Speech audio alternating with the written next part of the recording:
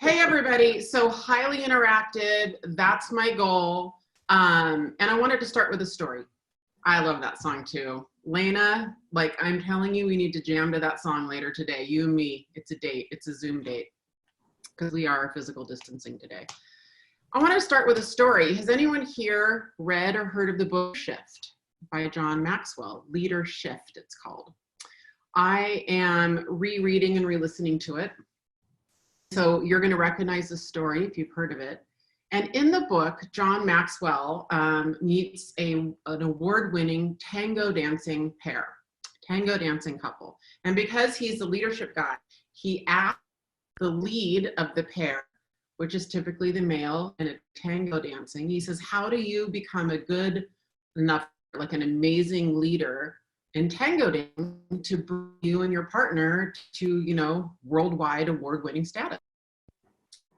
And his answer is, I think, so important for us right now, this moment. That the best way to become a really good leader in dancing is to focus on the other person and to focus on what they're feeling and thinking and what it's like from their perspective to be led by me. And the reason I started with that story is I think that right now, all of us have to be focused on a lot of empathy in what we do. I think we need to be focused on other people, on kindness, on empathy, on respect, and really meeting people where they are and coming at anything we do with relation to our industry right now, focused on them and their needs, not ours. And it's tough to balance. I think that, we can start these webinars and have Beyonce and have Lizzo, and that's really fun, but these are tough times. That's why I do that. That's why I'm doing that. These are tough times, and I want you to know that we're all kind of feeling the same thing together. And what I know is that we are trying to balance our financial anxiety and stress and how we can somehow maintain a sustainable business model. How can we practice real estate while being safe and while doing the right thing? And these webinars are to do that. These webinars are us trying to curate the best people we know in our industry to show you how to be safe right now, and also how to pay your bills and how to get closings and commissions. And it's a really sensitive balance. I find myself not judging anybody's decision. Anything we talk about is going to be very safe and very compliant, though. I'm a really big believer right now that we as a real estate industry have got to comply with what is being directed at us. We have to be really good models of everything that our realtor associations and our MLSs are asking us to do, because they are entrusting us to do it, and we don't want to lose that. So I just want to be sure that my panelists know, and that everyone here watching knows that we're going to teach you safe practices. Nothing that we talk about will have anything to do with breaking physical distancing and honoring kind of where we are now. Make sense? I hear an amen. Very quiet chat. Chat went down. Chat went from like, hi, I'm from so-and-so, to like nothing. So thank you. I was a preacher in another life, I guess. This is the format today, and you want to get out your paper. These are very tactical. These are literally, you should be able to walk away from this webinar at 1:30 today and walk away with scripts and best practices that you can use immediately. That's the point. These aren't necessarily high level mindset things. They're actually like get down in the weeds and work things on these webinars.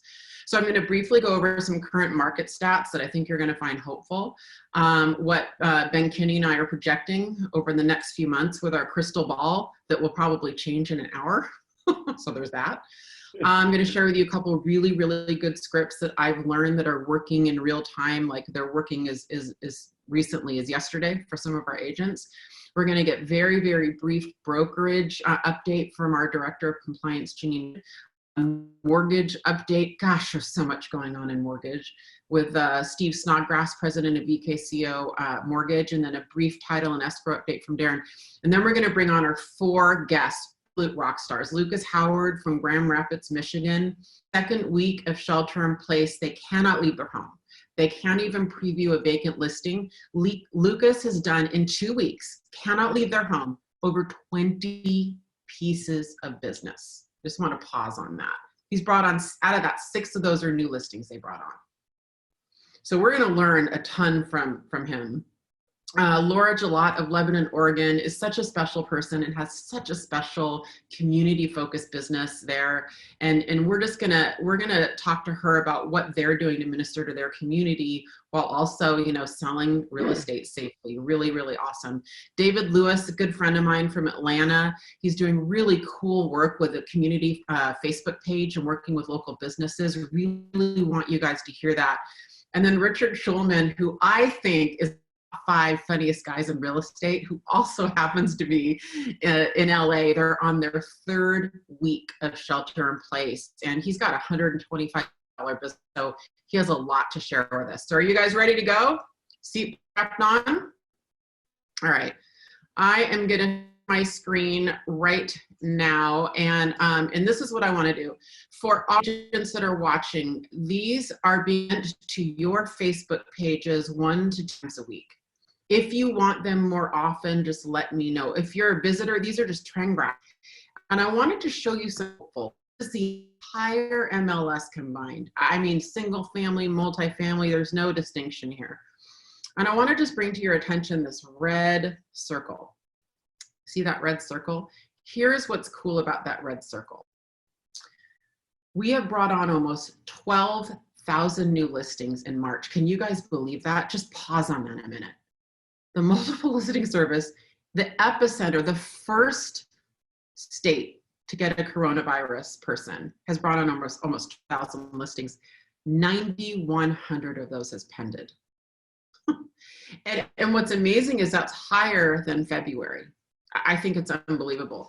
I've got every single county, really briefly. I've got Snohomish County here in front of me. Snohomish County's brought on 1,630 listings, pended almost 1,300. King County's brought on about 4,000 listings and has pended 3,000. So what I'm going to be really anxious about is in about a week, well, by the time we meet next week, we can compare March year over year, which will be really, really interesting to see how this year stacked up to March. So we'll send these to your Facebook group. These are done, we pull these twice a week and they go through the day before. So they're right up to speed and up to date. Let me know if any of that surprises you guys in chat, because it surprised me. I was really, really surprised to see those numbers, if we're being honest, but maybe you're not surprised. Maybe I was just being overly pessimistic. All right, let me pull up here. So I've had a lot of people ask me what my crystal ball is. And, you know, so for those of you who don't know me, probably should have introduced myself. My name is Via Williams. I'm the Director of Growth for Ben Kinney Companies. I run our 8 brokerages in about 12 offices from Bellingham to Olympia. And I'm on the leadership team with a couple of these guys, VKCO, Mortgage, Title, and Escrow. So based on the restrictions of real estate and based on leading indicators that we're tracking, Ben and I are predicting an approximately 75% decline in our market in May and June. You heard me right. So basically, we think we're going to all be operating on about 25% of expected revenue, which is hard to say out loud.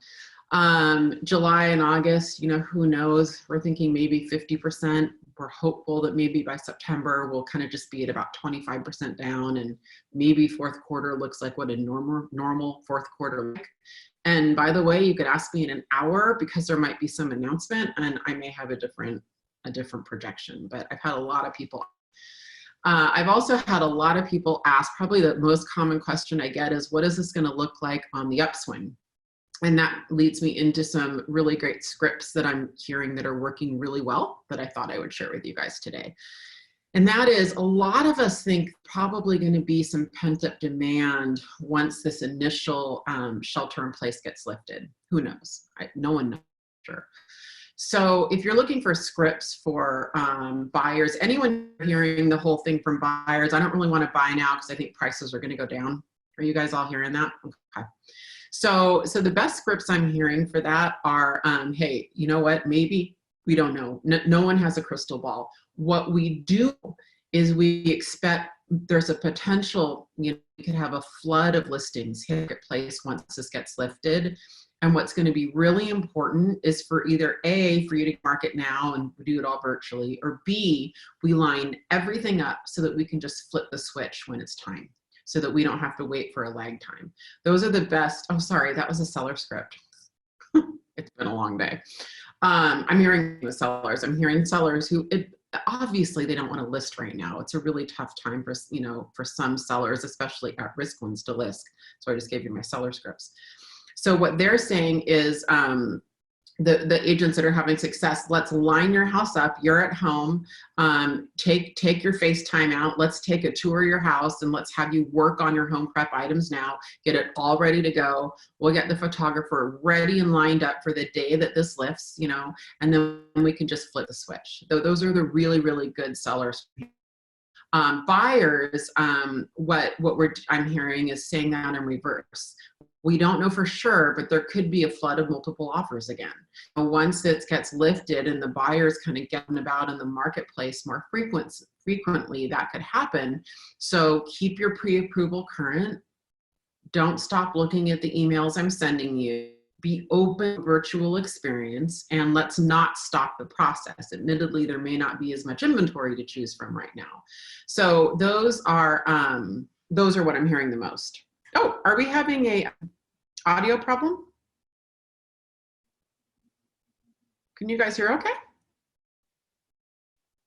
Okay. Laura, I don't know what happened there. So those are really, really good scripts that I'm hearing from other people. We don't have a crystal ball, so we for sure. The other best practices I'm hearing briefly before I toss it over to Janine is that a little VoIPy. Yeah, I get that, Jacob. I'm noticing bandwidth is really tough right now, especially on Zoom. I think that's kind of the lay of the land right now. What I'm hearing right now for virtual open houses, people are doing right and people are doing wrong. What they're doing wrong is they're not being active. As a reminder, when you're on Zoom, you need to talk to people and have them feel like they're in the driver's seat of that camera. So, open up dialogue enough for them to say, put the camera through that window. I want to see what's through that window again. Or, hey, can you show me that one room again? Or can you go back to the kitchen? I want to see a close-up of the pantry. Just kind of open up and have enough dialogue. I'm hearing what people are doing wrong is they're just kind of being quiet and not very engaging. And even if it's a virtual showing or a virtual open house or whatever it is you're doing, just be sure that you're interactive. Another thing that I'm hearing great results on is where the seller is controlling the camera on Zoom, and the listing agent, the buyer's agent, and the buyers are all on the showing together, but no one's leaving their house. The seller is actually walking through the camera and letting the buyers kind of dictate what that showing looks like, right? And of course, we always want the listing agent and the buyer's agent on those as well, so that, just to be safe, right? So those are the really good best practices that I'm hearing. I also heard an amazing tip by Christina Griffin. So tell me if you guys have heard this, and that is her agents are putting their listings on Facebook Marketplace. Have you guys heard of that before? Am I just late to that party? I thought it was a brilliant idea. She said they're getting really, really good results. Okay, well, yeah, I'm late to the party. Everybody does it except for me. Typical. I'm hearing really great results from that. And so I just wanted to share it because I was so late to that party. So, all right. So we're going to go into Janine Wood, our Director of Compliance. I'm going to spotlight you, my friend. Sounds good. I know. Janine, can you tell all of us in Washington State what we need to know? It's been a crazy week. Yes, we've been very fortunate to have some changes in our industry, that we are able to do some services, and there are more to come, but I need to stress that we need to follow the rules that have been imposed upon us. And please, you will get updated information on your Facebook feeds from your designated broker. And so you just need to make sure that you're following those. Currently, we can do listing presentations. And remember, this is based on being two people together, spatial distancing in a home or virtual. Of course, virtual, we've been trying to do as much as possible, as it is the safest way to go. We can facilitate documents, we can preview homes, we can show homes by appointment only. Remember, there's certain rules. You've got to all look into the Northwest MLS and follow the rules that have been imposed upon us. You are able to hold virtual open houses. You are able to take photography. Your seller is able to take photography, and there's a lot of sites out there that are charging a minimal rate. If you send them your iPhone or Android photography, they will enhance your photos for you and send those back to you for you to post on social media, on the Northwest MLS. You can do buyer walkthroughs. You can exchange keys with a client, pull them out of the key box, put them in a safe place, pull the lockbox, tell everybody where that key is. Appraisals are allowed to happen. Inspections are allowed to happen. Again, remember, there's only so many people allowed in the property, in the house at any given time. You must follow those rules. If we start disobeying the rules, they will take away our privileges, and that is something that we don't want to have happen. Again, I've been chatting with both Washington Association of Realtors as well as Justin Haag this morning, looking to see if we are going to get an update on a couple more functionalities that we might be able to utilize going forward. The minute we get that sent to us, your designated broker will be informed, as well as Facebook Live, or not Facebook Live, but Facebook chats will go up on your screen so that you can see it the minute that it happens. And then a broad email will go out for those of us that don't. There's some people out there that still don't use Facebook. So we will make sure that we get all of that information sent to you. If you have questions, go to your designated broker. Make sure that you are staying informed and not guessing on what you can and cannot do. Your designated broker knows what you can and cannot do, and that is the person you need to be checking with on a regular basis. Yeah, well said. Thank you, Janine. We appreciate you. I'm gonna pull on Steve Snodgrass. Steve. Oh my goodness, Steve. Hi. Talk to us about lending. Yeah, lots of changes happening on the mortgage side. Introduce yourself to everybody, what your role Okay. is. I'm Steve Snodgrass. I'm the president of BKCO Mortgage, and thanks for having me on today, Via. So there's been a lot of changes on the mortgage side. Number one, rates. Rates are very volatile, but they're still in a very, very good spot. I put out a rate sheet for everybody earlier today. You know, we're still looking at about 3.5% on a 30-year fixed purchase. Refinance rates probably a little bit higher than that. Guidelines, that's probably the biggest question right now. We've had a number of guideline changes. So conventional, some things have changed on the conventional side. For instance, on a second home, you used to be able to put down 10%. Now you have to put down 20.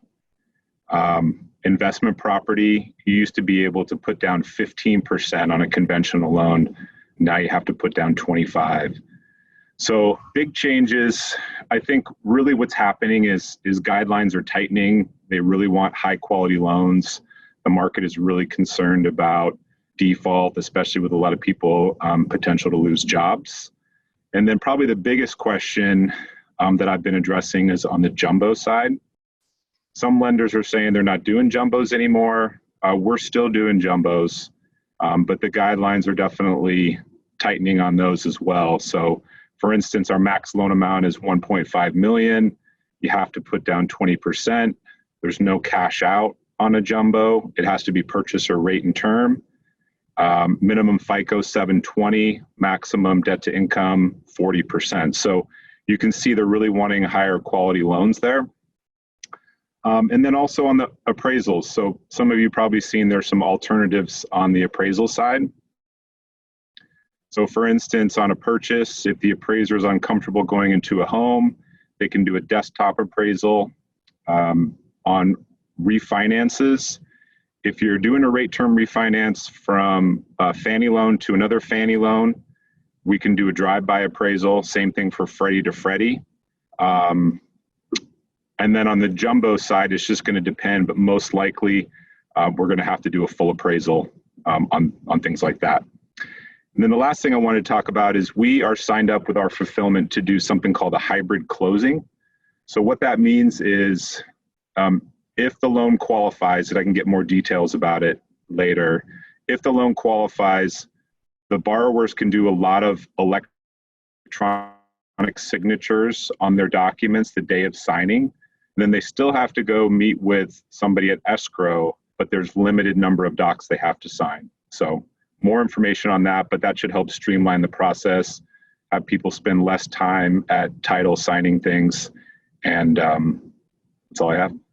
Any questions? Well, and Darren, let's have Darren jump in too before you go away, Steve. And if you guys have any questions, type them in. When he talks about hybrid closings, one of the things I've been aware of is that title and escrow can be pretty prepped for all your fancy terms, video signings and remote signings. It's really the lending side that's kind of held us up. So what I'm hearing is that the lending side may be now at a point where they can do some of the stuff you can offer. Is that fair, Darren? Oh, Darren, I think we need to unmute you. Sorry. I've got to unmute me. Okay. We love the idea, and it works out very, very well. It makes a lot of sense. It's meaningful to clients. So, you know, we don't want to, you know, diminish the engagement with clients. We just have to kind of virtualize more of that engagement. These kinds of solutions are a little bit rare, so I'm glad to hear BKCO Mortgage doing it. I think it stands out, and really, you know, if we can have a quality experience, less time with the clients, then it's way better. Steve, are you able to read the questions on chat? Oh, I can go in there now. I'm happy to. So you said 25% down on investment loans. What did you say before that? Do you remember? 20% down on a second home. Used to be 10 on a conforming. Got it. Okay, that makes sense. I'm a second question here from Deborah and Eric. 25% down on income property. What about credit score? Credit score. It's probably going to be 6. I don't think the credit score stuff has changed on the conventional. I think it's probably 620 still. Okay. The FHA and VA credit score used to be 580 for us, and that's bumped up to 620. Okay, 620. All right. So a question from John. Appraisers are asking for more time to turn in their appraisals. What are you seeing for an average close time right now? Still 30 days or suggest 45 to 60 in offers? You know, we can still do 30 days if we can get the appraisal ordered immediately, but it really is kind of a wild card. There's some appraisers, for instance, we have a file right now going where the appraiser keeps saying they're going to turn in the appraisal and they're not doing it. And we've got everybody under the sun involved trying to get this appraisal in, and we really have no control. So, you know, I think it's just going to really depend. My loan officers, when talking to agents, are recommending if they can do a 45-day close to do it, just to be on the safe side, because every appraiser is different, and it's just going to depend. So I'm hearing the appraisal is kind of what's lengthening the process the most part. Yeah. Okay. Yeah, for sure. And then we're locking our refinances for 60 days. Okay. You know, and the main reason there is we want to give the purchases with a closing date a priority and give enough time to get all that stuff closed. Yeah, of course, that's great. And just to be clear to us Washington State viewers, you know, we can have appraisals now, right? They have to be careful. There are certain rules, but they can have appraisals. All right, next question. Is there any discussion for Maria? Is there any discussion on the feds backing jumbo loans? I'm assuming that is the issue on jumbo lending. Yeah, I haven't heard anything about feds backing the jumbos. Really, it has more to do with the deposit money, because when you work with an investor that isn't backed by a bank and they don't have any funds, those funds have really dried up. So a lot of the non-qualified mortgage money is not available anymore. So the jumbos that we work with, we're dealing with bigger institutions, like Wells Fargo or a Chase or a TIA or somebody like that that has funds. And those institutions are portfolioing those jumbo loans. And so that's why we're still able to do those. But somebody that doesn't have their own funds, that's pretty much gone. Lee Jennings is asking if FHA FICO scores are increasing. I think you mentioned that, didn't you, that they are increasing? Yeah, FHA was at 580 was kind of the minimum, and now we're up to 620. Same with VA. Okay. Jennifer Graves is asking about recording closings. So Darren, you can share kind of what's happening there. So yeah, a lot of e-recordings are happening. It's really streamlined, easy process. It's been something underway for a few years in most counties. Counties where there aren't e-recordings, of course, are just they're kind of closing down their recording departments, and so title will either have to insure around it or deals will have to accept. Those are really small counties, Jennifer, that we're finding, and a lot of the title companies are insuring around not having recording numbers, but it's kind of a case by case basis. Yeah, definitely. I hate to kind of move this along. Steve, can you stick around for a few minutes and answer questions on chat? Would that be okay? Sure. Yeah, I have another call coming up here shortly, but I can do for a few minutes. Maybe 2 or 3 minutes, because Susan Feldman would like to know what the jumbo requirements are again, and it might be cool for you to put them in chat so everyone can maybe copy and paste what they. Yeah, that'd be great. Thank you. We'll do. Darren and Steve, all right, thanks everybody. Really appreciate you guys. We're gonna move on to our guests. Lucas Howard, my friend, I am going to spotlight you with your red baseball hat. Ta-da! Hi. Oh, welcome. I've known Lucas and his beautiful wife for how many years, Lucas? You were one of the first KW people I met when I joined. That's what they all say. 5 years. A while. It's been a while. It's good. So Lucas, you are in Grand Rapids, Michigan, and I am blown away by the success of your business. And you are in what I would call the original Washington State shelter-in-place rules, where you cannot even go preview a vacant home. You literally can't leave your house. Can you kind of walk us through what your business normally looks like, a little bit about yourself, what your business looks like before all this, and what the last 2 weeks have liked, and then we'll launch into some questions. Yeah, sure. So Lucas Howard, Grand Rapids, Michigan. Our team, usually about 300 deals a year. For us last year in our area price range, that's about 62 million. Right now we're usually hopping, and I mean hopping. I'll correct you, you were kind of right earlier via with our numbers. Since our shutdown, which we're in our second week of absolutely nothing, it was limited before and then absolutely nothing. We pended 11 pendings, but more importantly, 13 new agencies taken, and 17 appointments set virtually, either already had or in the future from now. That's what our business looks like now. Wow, that's incredible. So, let's start with, I believe out of all of that, six are new listings that you've launched. Is that correct? We've launched more listings. 6 of those have already pended during that time frame, and then 5 were buyers so far out of 11 that have gone pending since we've been shut in. So let's start with the listings, if you don't mind.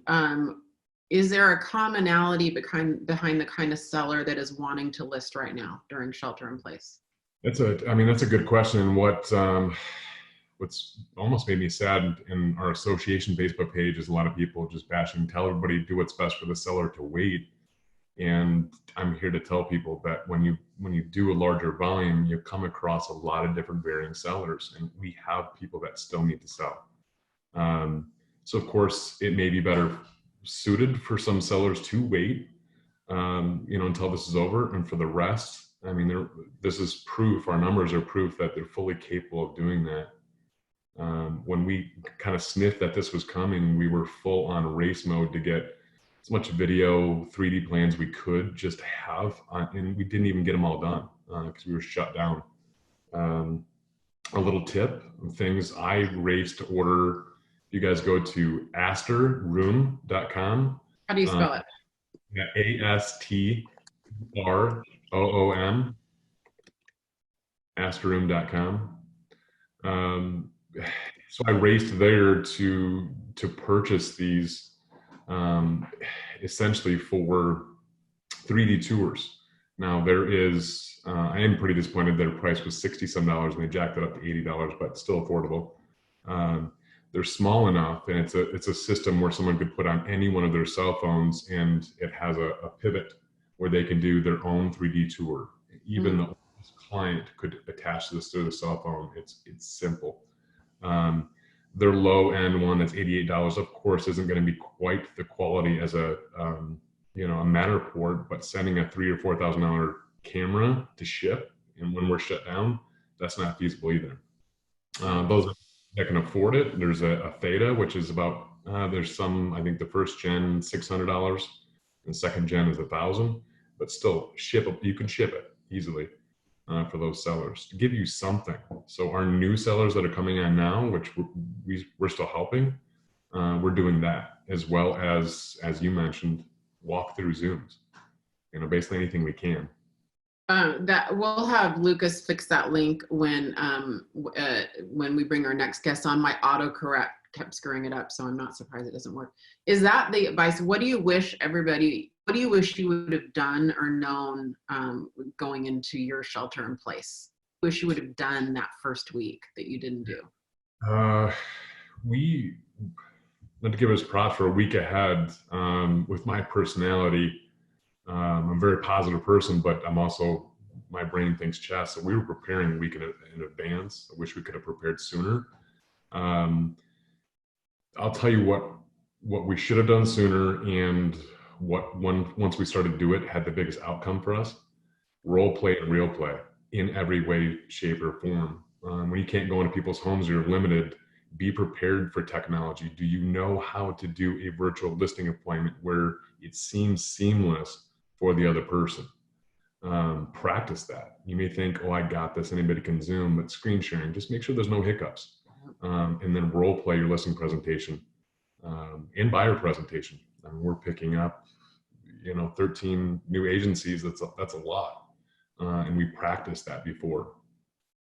So Lucas, let's walk through some scripts and what that looks like right now. First of all, who are you guys calling? It's been a process. So I have a lead manager that's just queuing up notices for us. But first and foremost, staying on top of our current clients in the uncertainty, just over communicating in any of our pendings, making sure we're ahead of as much as we can. Second, our entire database. Those scripts, we all agreed day one, we started pounding those 8 a.m. to 8 p.m. Not talking real estate. What do you guys need? What do you guys need? We're not against shipping, DoorDash to someone's, groceries or something. But what do you need? And out of that, of course, people bring up real estate, or, a forever client of mine said, hey, I hadn't reached out yet. So glad you called. When this was over, I was going to call you to list and buy. Well, great. All right, we'll talk real estate. But those conversations were there. Getting through those, then we moved to, everything else. We queued up every lead, you name it, and calling through. That script just simply looked like, before all this, what did your plans look like? We're just changing certain words and let them talk. And then, well, if there was a way, obviously I have success stories to tell them now. Well, we actually have sellers right now that are achieving their goals. Would this be something of interest? Just simply changing keywords and then asking them. And then, as you pointed out, Via, preparing those. A lot of those agencies, taking that many buyers and sellers on their agencies, a lot of those people aren't ready yet, but it's getting them lined up for when this does open up for us. We call that filling the funnel, and it's really the number one focus that we have right now for all of our agents and our brokerages and our teams. This is filling the funnel time so Absolutely. That you are prepared and have something to come back to. Excellent. What, if you had to pick your top 3 tips for success? Everyone watching here, Washington, we're in our first strict week of shelter in place. You're in your second. you're doing a lot of business, what would you say your top 3 or so tips are? Things people aren't going to want to hear, and that's more role play, doubling down on role play and real play. Number 1. Number 2 is just, practice changing your scripts, adjusting them, finding out, I'm online looking, what's working for other people? Even some of the things you shared, I wrote down, what's working for other people, changing those words. Number 3, right now, the biggest thing for my team all last week, we have a Zoom link going from 8 a.m. to 8 p.m. There's not always 15 people on at once, and they're there any given time. We eat breakfast, lunch, dinner. We know it's time to hunker down. So that level of accountability, and even more of that accountability, it brings energy. And I'm not gonna lie, I woke up this morning and I had 60 seconds where my brain's just like, this is frustrating, and my brain wants to go this way. Well, guess what? I open my computer and there's my people, instant energy. So find somebody, even if you're not on a team, find somebody, get a group together, even if it's in your market center, and commit just to see another face. Mute the call when mute it when you're on the call, but find that accountability and use that for energy. I really love that, Lucas. That's fantastic. What do you want to leave everybody with? You're going to stick around, right? You can stick around. Stick around. Okay. What do you want to leave everybody with? And if you guys have questions for Lucas, specific questions, please feel free to put those in chat. Honestly, there's a lot of things I could say. Biggest You is can say it. encouragement. This is temporary. There's a lot of agents that aren't prepared for this financially, mentally, you name it. I just want to encourage you all. This too shall pass, and the only thing you can control is what you do right now for when this loosens up and things change. So I just encourage you. You got this. Yeah, that's awesome. That's great. So stick around, because I have a feeling people are going to want to ask you questions. I really amazing what you're doing and how you're, mobilizing your team. I think it's really great. Thank you. So don't go away. With that said, we are going to bring on Ms. Laura Gillot. Laura, let me spotlight you. There you are. If you guys don't know Laura, you need to. She has this incredible business in Lebanon, Oregon, which I'd love you to tell us a little bit about your town and your business, Laura. But she's also an incredible person. And Laura, what I think is great about your business is it's so community focused. You're just constantly focused on how you can minister to your community, and that's translated into a really big business. And I really love that. So welcome. Thank you so much. And could you tell everybody just a little bit about Lebanon and your business? I'd love to have you. Yeah, so we have a Meg Agent office, Keller Williams Realty in Lebanon, Oregon. And we do a majority of our business out of Lebanon, but we also serve the 2 counties around us, anywhere from Salem to Eugene and Corvallis and all that great stuff. But out of our 500 transactions, about 300 transactions will come out of Lebanon, Oregon, which is a town of about 16,000 people. That's what I was waiting for. It's a town of 16,000 people. Yes. Are you like a celebrity there? No, but I've been here a long time, and I really enjoy this community, and we just, this is a time of need right now. So we've been pouring into our community and pouring into different resources here. Yeah. So tell us a little bit about what's happening in Oregon right now, as far as I know what they are, but about your rules and what you guys are doing. So since March 9th, we've been shelter in place, although they did deem real estate as being essential. So we can show property with the 6-foot distancing. We can still keep our office open. We have limited staff at our office, and most people are working from home. Most agents are working from home. It's a little bit maybe not a positive light to go out and to meet with clients. So we're trying to do as much as we can virtually with our clients and with our sellers, and just meeting those people that would like to meet, and we just keep our distance when we do that. Okay. So sort of similar. Yeah. So walk us through, what's working right now and what you're doing to stay. Let's start with your database, Laura, because you're a master at that. What are you doing right now with your database? Well, what we're trying to do is stay really in good contact with them. And so we're using our Facebook page as our business page as our platform for that. And what we're doing is, like my husband's a PE teacher. He does PE part-time at Cascade School. So he's teaching a PE class to the kids Monday, Wednesdays, and Fridays. And that's getting like over 1,000 views on those. So it's just great to have that interaction. On the other off days, we either have a guest that does a live Facebook Live for us, like reading storybooks. Today we had someone did the origami, did the paper things, made butterflies, and people can rewatch those things afterwards, which is great. So and on our page we're doing like who's hiring right now. Oh, did I lose you? No, I'm just sharing your page as you talk. Oh, there it is. I was like, oh no, what'd I do? Oh yeah, we got to. So yeah, just share that. We're doing buyer seminars, virtual coloring contest. We're doing like adopt a dog. I know, just everything. Just trying to keep it light. I don't know, just keep going down there. Keep scrolling. You'll find all that good stuff. Oh, we have an investor class coming up. So it's virtual. Okay. They can get on there. Keep going down. There's all kinds of stuff. And so like in the last, since we've been on kind of shut down, the first week we took 19 listings. The second week we took 17 listings. We kind of slacked off a little bit.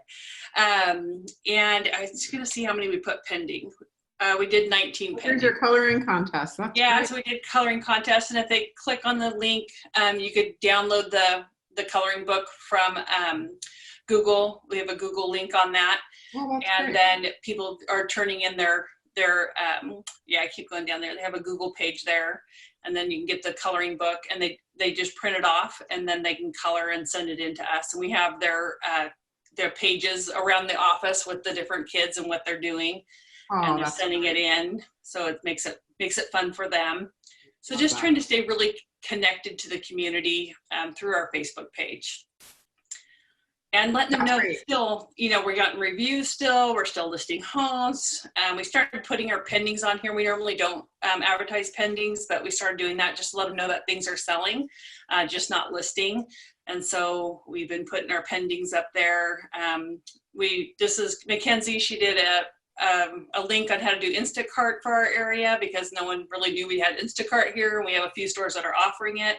So that was great for us to do Instacart. And I mean, I just highlighted it. 431 views for a community of 16,000 is really great. I mean, that means people are definitely watching it. That's really great. Yeah, and she just did that yesterday. Just kind of just jumped on there and said, that she was using Instacart to send her. Not that she said this online, but she used it to send her grandpa some groceries up in Salem.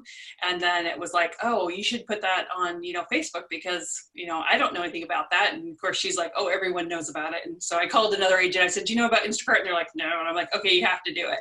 So we're just trying to find things that could give back to the community about like adopting, or it's a great time to adopt shelter animals right now. Go to the pound and get a dog, and just trying to do whatever we can. And then we're just reaching out to our clients and saying, it's still a great time to sell something. And I would sell now than waiting for the rush to come in the springtime when this gets over with. Everyone's like, okay, I'm ready to move. If we can get you listed right now, there's such limited inventory for our area. We're still getting multiple offers in on properties, and it's just a great time to get things moving. And they're like, yeah, let's do it now before things change. So you are still experiencing multiple offers in a really good market right now.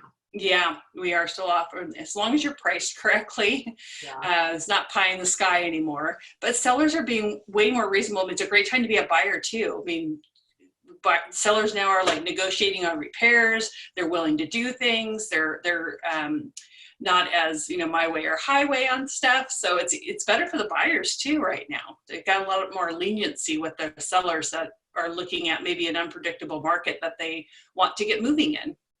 So what do you find you and your agents are saying to buyers who are like, look, I think I want to wait because I think that, I think the house prices are going What are you guys saying to them? Well, I just tell them I went through the shift. I've been doing this since '92, and this is nothing like last time. I mean, people have equity in their homes. They can hold on to things. The rentals are good. We have limited inventory. People aren't, maxed out on things. I just don't feel like if we're gonna say have a downturn, I don't think it's going to be for that long. And I bet 10 years from now, we're going to wish that we bought 10 more properties, this week. And I closed on an investment property last Tuesday. And so I let them know that I went ahead and closed on my investment property. I mean, I do think that it's still a good time to buy things. Yeah, I think one of the better scripts I've heard is saying, the question isn't, is this the right week or month to buy a home? The question is this going to be the right home decision in 5 years for you? Yeah. And I think most people would answer that yes, it is. I have some people asking how they customize a coloring book like you did. Mindy, my marketing director, I can send that to you. She did that for us. So I'm not exactly certain how she did it, but I've seen it was on Google Drive. So she must have put it together and put it on Google Drive for us. Thank you. And for all of our agents, we can post that in our Facebook groups. And Yes. if you're a guest, just reach out to the person who invited you. And we'll be sure to get everybody here who wants it coloring book info. Never thought I'd say that in a sentence. We will get coloring book info. Sometimes I do feel like a school teacher. But. Yes. Laura, what do you want to leave us with? What are the top few tips that you have for agents right now? I would say just reach out. I heard one a couple days ago. Someone said, we're not having our ISAs call right now, and we have a couple. We don't call them ISAs or client care in our market or in our team, and they're just calling out, especially to our long-term clients, and saying, hey, Laura wanted me to reach out to you and see how things are going, if everything's okay with you. And the response back to that is like, oh my gosh, thank you so much for calling. You guys are amazing. And sometimes we do have people call back and say, I'm at home and I have immune issues and I need a bag of groceries. And if they need that, we go take care of that for them if that's what they need. But most times it's just them calling back saying, thank you so much. Thanks for reaching out to us. And so we're definitely not salesy at this time, but they always want to ask what the market's doing. They want to know how things are going, if our doors are shut, if we're open, are we still showing property, everything that's going on. So it just naturally leads into that. And if they have real estate needs, then great, we talk about it. If they don't, then we just want to make certain that they're okay and they have everything they need. And then we have a whole list of resources on our our Facebook page too. So if they do have a need that we can't fulfill, we can get them to the right people. And people are giving us, yeah. That we were on. Okay. So that's how you guys can find it. It's a Gillette Home Team. What we're finding, Laura, it's interesting. When this started, how we were talking to people was more broad and vague. Like, how are you? Do you need anything? Whatever. Now what I'm finding is everybody's asking that. And so the better, scripts, for lack of a better word, is, hey, I just wanted to check in to see if there's anything specific I can do for you today. I have access to a lot of vendors and a lot of resources. And is there anything I can do for you today that would help? And scripts like, how is this affecting you right now? Instead of just, how are you? It's, how is this affecting you right now? What plans did you have that this is interrupting? And so getting a little bit more specific and just frankly, just getting better at asking questions, making sure we're asking open-ended questions and not this vague, like, I'm always here for you, I'll do anything. But, today, right, is there anything I can specifically do for you to remove an obstacle for you today, right? So I love what you're saying, because I feel like that's what, kind of what you guys are doing. So Laura, are you doing anything to prepare for what could maybe be an onslaught after this? I feel like we haven't really slowed down yet, so I don't know what that onslaught will be, but of course we all have more room for more business, and so we would love to go in that direction with that. One thing I probably wanted to say too that we're helping our clients with is that if they're in a in a job that they're out of business right now, we'd say like a restaurant or someone who works for that, is just letting them know that to call their lender and chit chat with them about, maybe doing a loan deferment or forbearance or something different with that. And our lenders around here have been really good about working with them, just calling, and they'll say, okay, we can take 6 months off your payments and we'll just put it on the end of your loan. You don't have to make any payments for 6 months. And so helping them out with that, those types of things with their rentals and stuff, just trying to be a resource for them for things that we wouldn't think about until this comes upon us. But yeah, we're hoping that things will just fly. I mean, we had it, this is our month where we tried to do our 100 listing challenge, and we got 60. And so we'll have to we'll have to do our listing challenge over again at another month. So we'll do it right after this thing lifts, and that we'll see if we get 100 that month. So you sold how many homes last year? 500? Yeah, well, the average over the last 3 years has been 500. Last year we were like 460 something, 68. And so, just for everybody listening, this is in their primary market, has 16,000 people in it. I mean, like Laura, it's because I put my listing lashes on today. Is that what it is? I do not have lashes anymore. This is, a first world problem, right? Roots. We've got roots. Yeah. Yep.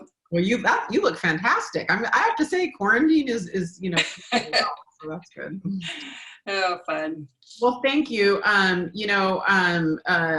you could stick around, that would be great. So I definitely want to, make sure that we have some panel time if we can at the end, and we're making good time. So I think we can. So I really appreciate you.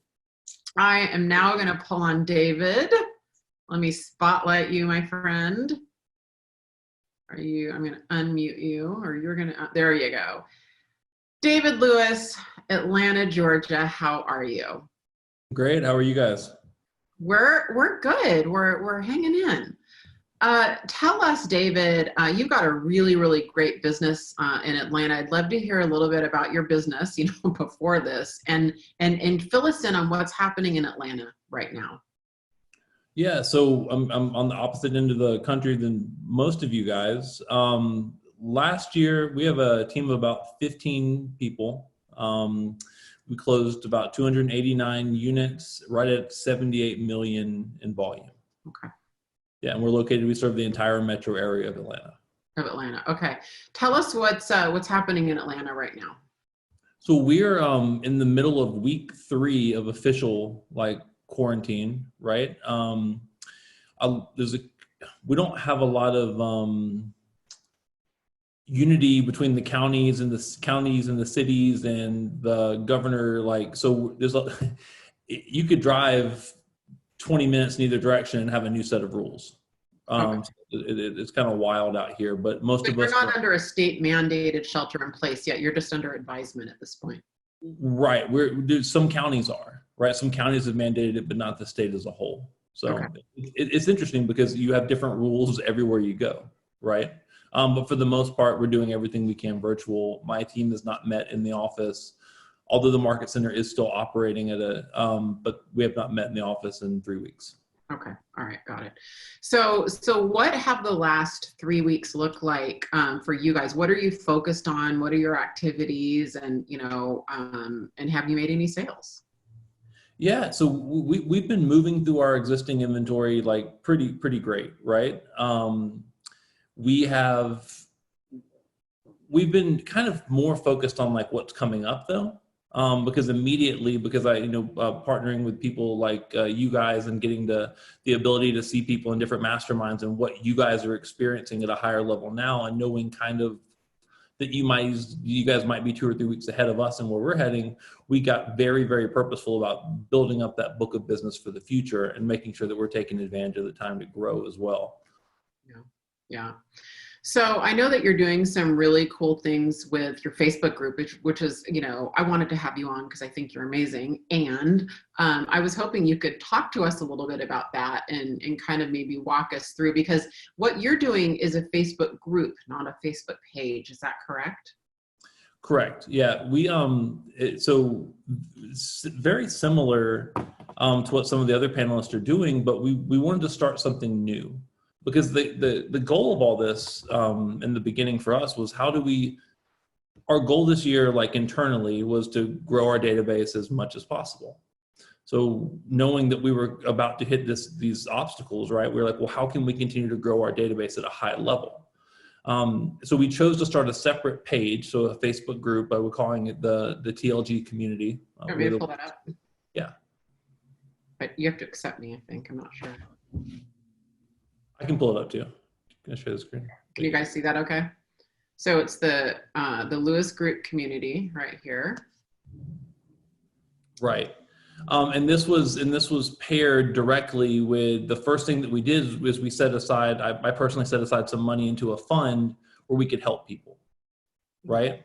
And so with the TLG Gives Fund, as well as the TLG community, we wanted a place that people could come for great stuff. Right. So there you can see we have a great health and fitness coach giving us in-home workouts, and we're doing a 5-day health challenge. That is not how I've been hanging out on my couch. I'm not going to lie.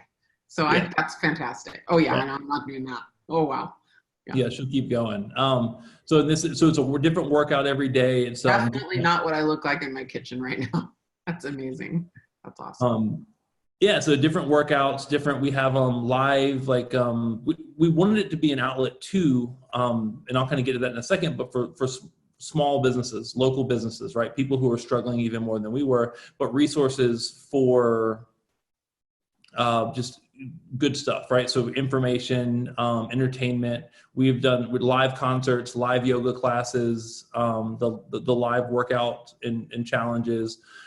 We have children's books being read. We have a staging and design class, science experiments for kids. David, you know what I'm noticing on these that I want to point out to everybody? I mean, for a closed Facebook group, you've got 6 shares on this and 31 likes.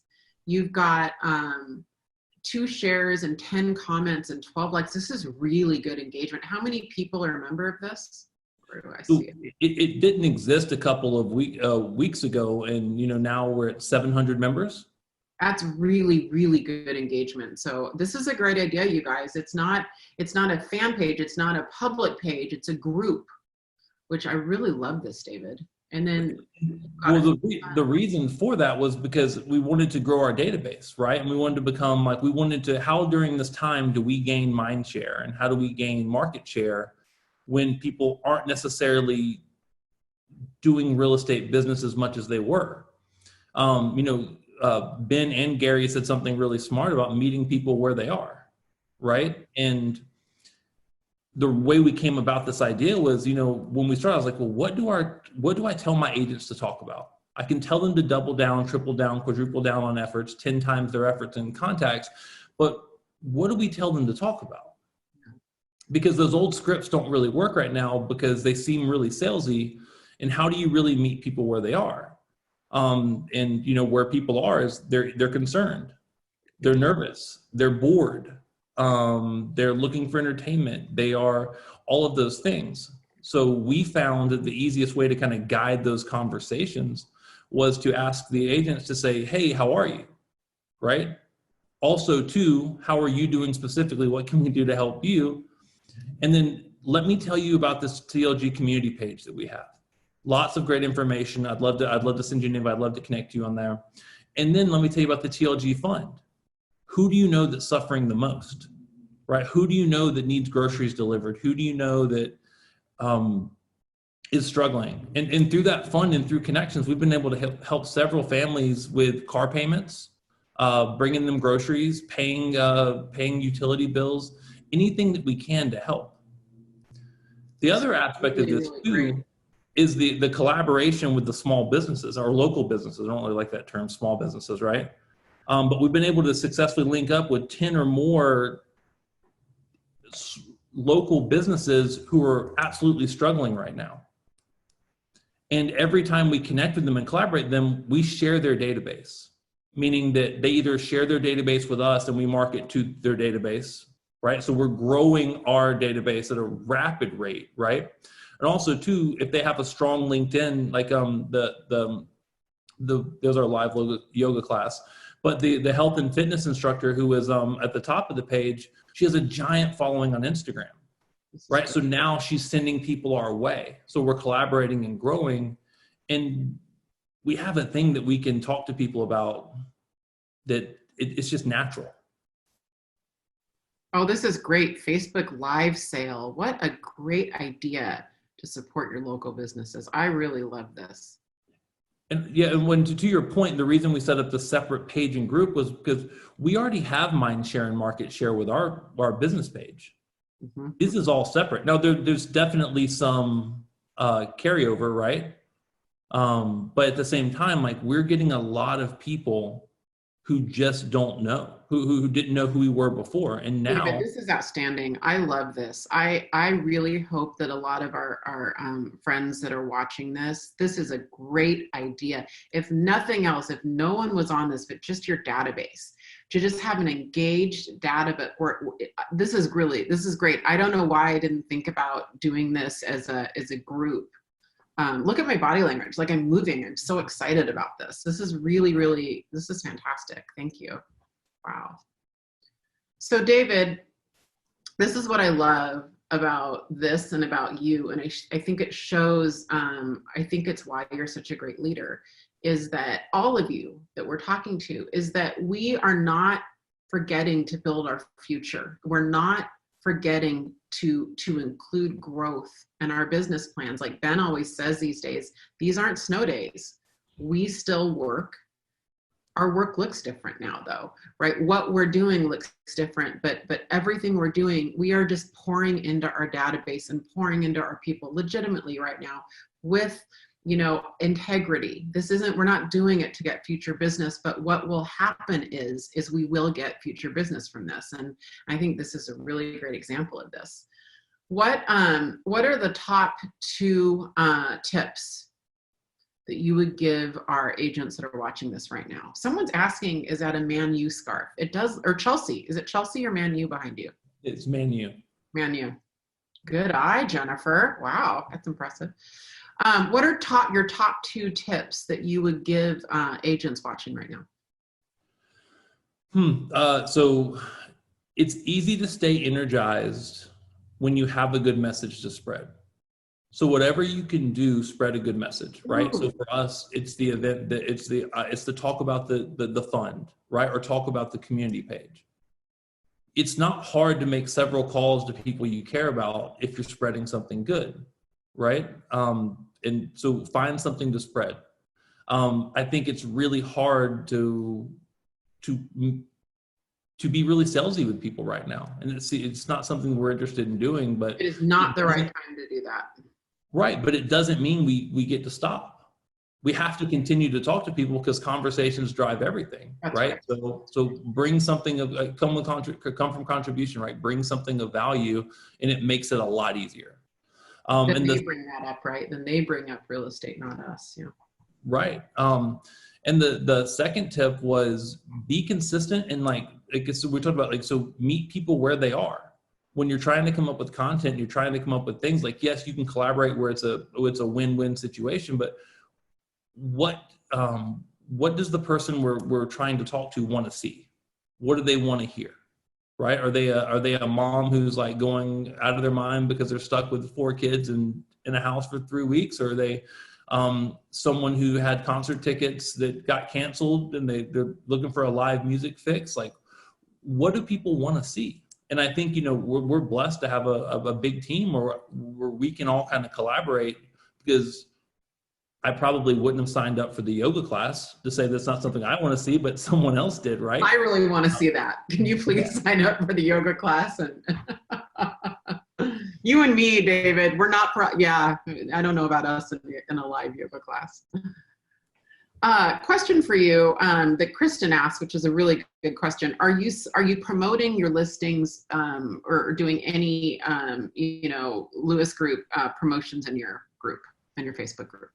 No, not yet, because we didn't want to cheapen the experience. Not that our content is cheap, but with that being said, we didn't want to water down the experience. So when we have something of use, right? So when we have our first virtual first-time home buyer seminar, we'll advertise it there. In the future, we might infuse more, but staying in that spirit of what do people want, we wanted to control the message, and our market is flooded with agents just spewing market data to the general public, like using terminology they don't even necessarily understand, like pendings and upcoming listings and sales price to original list price. Like they keep, and it's like those agents are nervous about the market, so they're trying to make themselves feel better about the fact that people are still buying and selling, but the general public is not sitting at home wanting to pull their hair out going, what's the exact market data specifically for this day and time, right? So we wanted to have something different than that. So we are staying away from most real estate stuff, but we will start to infuse it because the goal is to gain that market share and mind share, like as we grow anyways. I am a person that actually likes sharing market data, so I love your opinion on that, because I like having groups on where we have different opinions of it. And I think your point's taken. I think it has to be the right data, David, and it has to be done in the right way. Can someone check that link, see if that link worked? I think I sent a link to his Facebook group, but if someone wants to check it, yeah, it works. Perfect. Do you only support local businesses on your page? We have some internet businesses. We're kind of focusing on local businesses though, just because it's not that they're the only ones in need, but you know, the end result of this is to have a large, more hyper local database, right? Yeah. You know, we always say like, you know, give where you live. So we're starting here for sure. I am really, really impressed with what you've done. I think you're getting some more questions, which is great. I'm gonna news flash everybody, breaking news really quickly before we bring Richard on, and David's gonna stick around for us. But Janine Wood, I think we got some breaking news while we were all in this webinar. We did. They just Janine, released. did we introduce you earlier? Maybe not. So hi, I'm Janine Wood. I'm the Director of Compliance for Ben Kinney's offices. I'm also the designated broker of the East Side Kirkland office and the Tacoma office. And I am the lucky one that gets to share all this exciting news that's happening on a regular basis. So for us Northwest MLS, Washington brokers, we are now allowed to have stagers and photographers, professional photographers, do what they do best.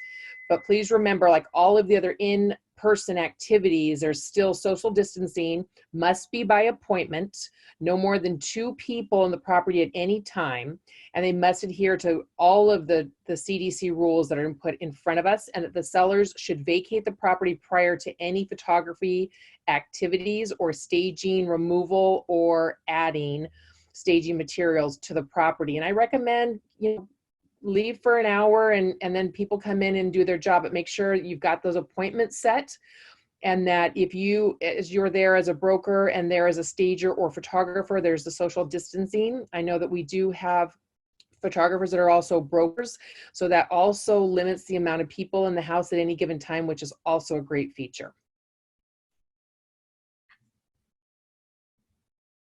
You're muted. At one time I'm muted. Do you have a minute to stick around in case we get any questions in the chat box? I've been here the whole time. I just kind of. Oh, you are? Okay, perfect. Hey, David, I'm going to bring you back for a minute because we're getting a ton of questions and I don't think, oh, you're on it. Okay, never mind. David, never mind, because we've got Shuli. Richard, am I allowed to call you Shuli? Because I have friends that call you Shuli, but I've never been given permission. I'll allow it. You'll allow it? Because I think you're a pretty awesome and pretty funny guy. Richard, tell us about your business in Los Angeles. Well, we've been around for a while, so we've had some good perspective on the whole market shift thing. This is my second one, so a lot of things similar, a lot of things different. We've got 12 agents, and we've been locked down for 3.5 weeks now. 4 weeks ago, we were at our all-time high water mark in every possible metric. So, perfect timing for everything. So just everything was here, and then we went sideways in our market with lockdown. Like Tuesday, everything was fine, and Thursday we're canceling things left and right and locking ourselves in our houses. So what's interesting? I had Laurel Starks on. I think it was 2 weeks ago. Maybe it was a week ago. I had Laurel Starks on that well from outside of LA, and she came on our webinar and she was like, I have $80,000 of commission pending, and so far everything's great. And by 6 that night, the same night, so it was either last Wednesday or the Wednesday before, it had all fallen out. In Yeah. one day, basically. Yeah, we had as a team about 10 million plus or minus of escrows cancel. Maybe more than that, but somewhere in that neighborhood. And we have others that are in trouble. So, So let's walk through. First of all, I think that it's important to note that you have 25 kids that you're at home with. How many kids do you have? There's 3, and I just got up a minute ago to tell them to go somewhere else. So in the next 5 minutes, you'll hear banging on the door over there. But there's 3 kids out there. I'm surprised none of you, I'm surprised that hasn't happened with any of us yet. Because Lucas, you have 3 too, right? I have 3. Yeah, we all have a bunch of kids anyway. So Richard, I'm really curious to know what your activities have been the last 3 weeks. What are you guys focused on? What are you doing? What are you saying? Yeah, so I thought about this before the call, and I've listened to everyone. I've actually taken quite a bit of notes here. My approach has been with my clients and in my team members. We're doing a lot of the same things with the before, but we're not really trying to approach this differently than any other market shift. People are aware of what's going on. People just want, they want information, they want data, like that chart that you shared earlier. I screen capped that and sent it to my staff to find out how we can get something of that quality. We're just trying to treat this like any other normal occurrence. And the answer is if people want to buy or sell or need to buy or sell, then they're going to do that. And we want to be the brokers that do that. So we've had, we're not selling like the Howard team. I don't know why not. We're going to have to talk about how we get Lucas Howard numbers on our team. But we've had good success. We opened an escrow since we've been on this call. We're putting properties on the market. It's like December here as far as volume. But bottom line is we're not approaching it any differently. It's a market shift. And, obviously we're sensitive to people having health and financial issues related to that. But it's not terribly different, in my opinion, other than like the foreclosure short sale of 2007, 2008. That's great. What are the top 2 or 3 tips you have for everybody right now? Right now, I think the hardest thing, and I like what Lucas said about the Zoom calls. I think the hardest thing is for people to regulate their behaviors, and especially real estate agents, because we're so proud of ourselves. Every day is different. I don't have a boss. I'm the boss. It's like, yeah, but if you don't have a schedule, I drop my kids off at school and I'm in the office at 8:30 every day. Well, that's now not the case. So I think that you have to really schedule your time. So we're doing a morning Zoom call. We pushed it back till 9, so we were doing it at 8:15. They wanted to do 9 o'clock. But we're doing time block lead generation as a team. And we're doing the morning Zoom and then 2 other Zoom or conference calls with team members later in the day. We're trying to really, as a leadership group, we're trying to really create structure. So if you're a leader of your team, how do you impart and create that structure for your team? If you're a solo agent or a small team, you don't have that. How do you create a time block of what to do? Like, okay, this call ends at 1:30, and then from 2 to 4, I'm going to be prospecting, right? That's on my calendar to do. And then I have, another call after that with someone. So those are really the best things. Definitely stay positive. This is not the time to have a negative mindset or attitude. Definitely data, like the chart you showed. You should know your data inside and out, because that will answer any script question that you have. And then one last thing, is I think you guys should be circling your database. Every 2 to 3 weeks, you should be dialing, emailing, texting through your whole database. And like everyone else has said, we're not calling to ask you to sell your house or to buy a house. If you're interested, you'll tell us, but it's just a matter of, what can we do to help you? What can we do to, make your life a little bit better today? And I wanted to also share, Richard, you typically are kind of a cold caller, right? You're kind of a call guy, right? You're Lucas, or let's bring everybody on. Let's bring this panel style. There we go. You guys see everybody? Let's unmute you guys and just kind of go into panel mode right now. Who here of the panel typically gets their business with a lot of cold calling or phone call prospecting? We're split. You guys are split, Lucas, with database and referral. 151 of the 300 was repeat, referral, sphere, and then the rest is, yeah, we prospect. That's almost a perfect split. What about you, Laura? You're primarily sphere, right? Yeah, so I think we're like 90% was inbound leads coming in, and then 10% was outbound. Yeah, it's like I just bow down to you and your business. It's unbelievable. David, what about you guys? We're largely database and sphere driven.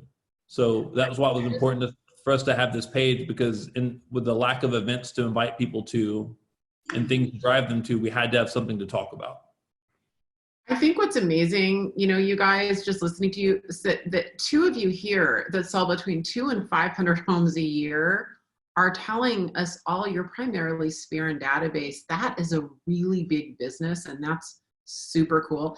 And I have a feeling that Richard and Lucas are all of this hard work they're doing with cold calling.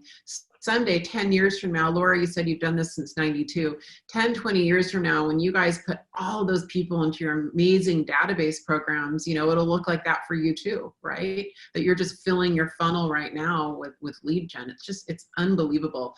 I never cold called really too much. It's just not how I built my business too much. I've done a little bit of it. And I know that some states like New York City, you can't cold call. And so, let's just kind of get specific with lead gen. What do the phone calls look like? Is it primarily just calling your database like we're talking about? Are you guys doing any circle prospecting right now? Are you doing any farming calls? Can you kind of walk us through what lead gen actually looks like right now? Well, yeah, so one thing that we're turning on is very purposeful calls, right?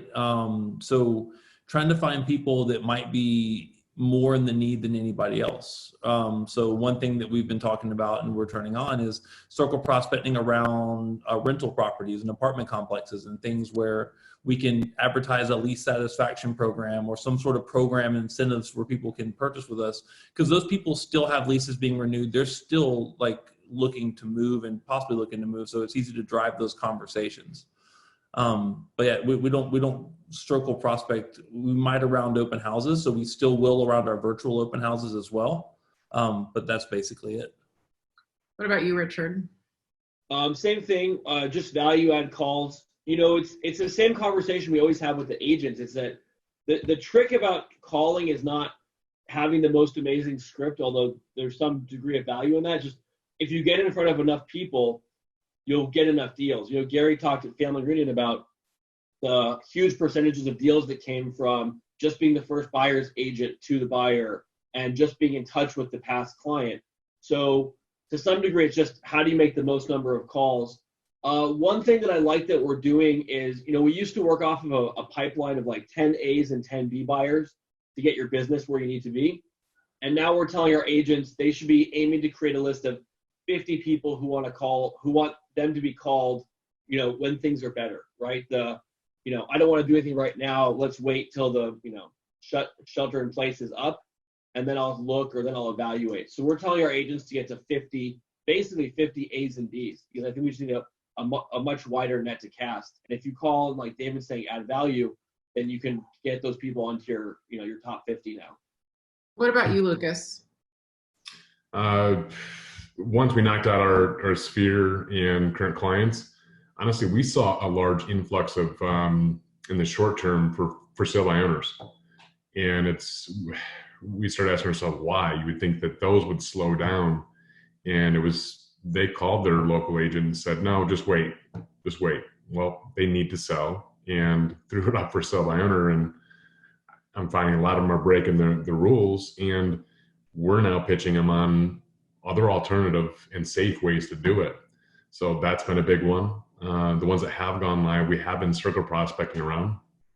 As far as those go, just letting them know, hey, when this is all said and done, choose your neighbor. This is going up, and there are other ways. And how are you? Every conversation is also asking, how are you? We're finding, and I'm watching our numbers because we track everything diligently, and the length of our conversations are insane. Long. It's hard to get contacts. Even with perfect strangers calling around. people are bored, so they're more apt to talk. And everyone on my team is very genuine, so they come across, and next thing you know, you're like, oh my gosh, 15 minutes. I got to get off the phone with them. Great talking to you. But great nurtures. That we've got a pile of leads and old leads that we're staying up on top of. And everybody's answering the phone right now. They are answering the phone. Keith just posted in chat one of the best things I've heard all month. It's a change from lead gen calls to love gen calls.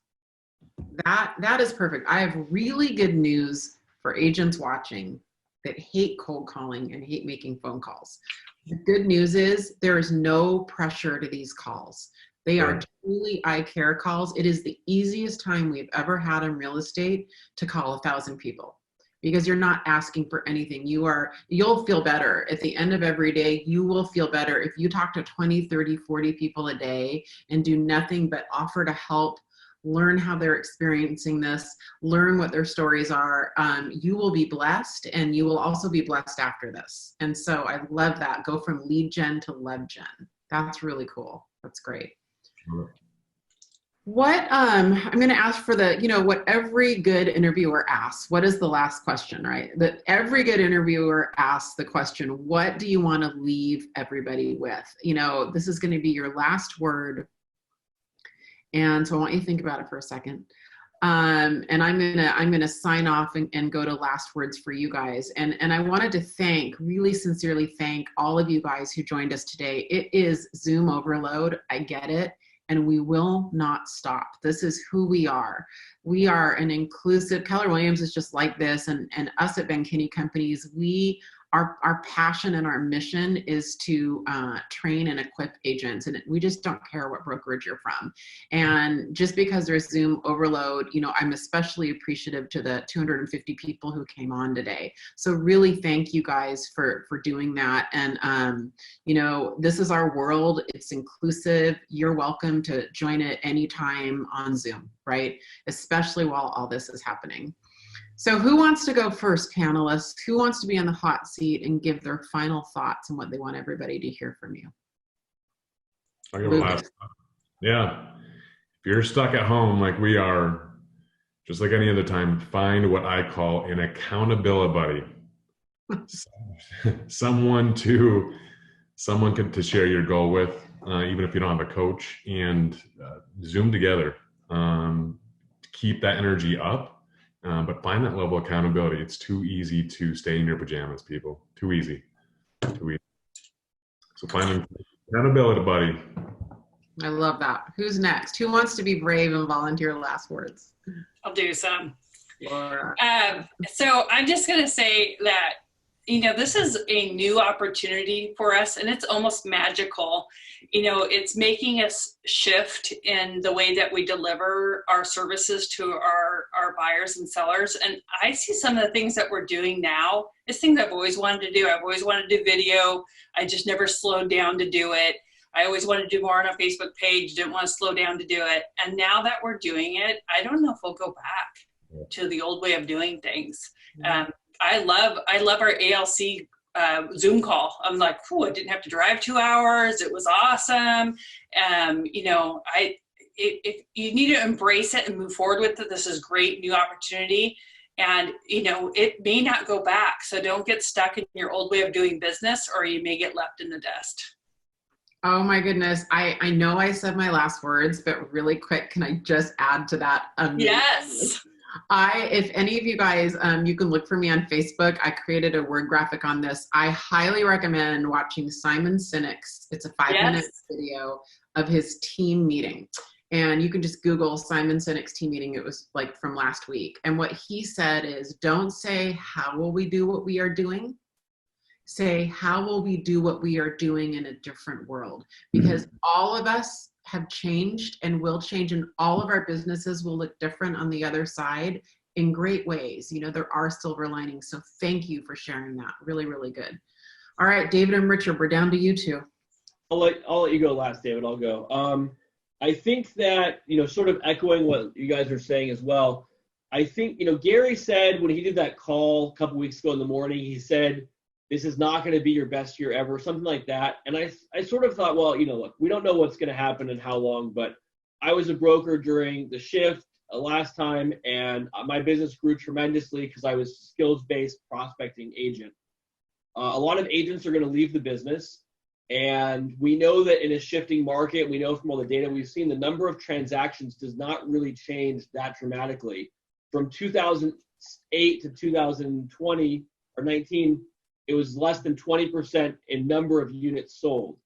When the number of agents goes down by a third or half or hopefully more, there will be a lot more business for us, the skills-based prospecting agents. So, what we're talking to our team is get every sale you can now, like don't forget about today's sales because you still have to pay the bills today.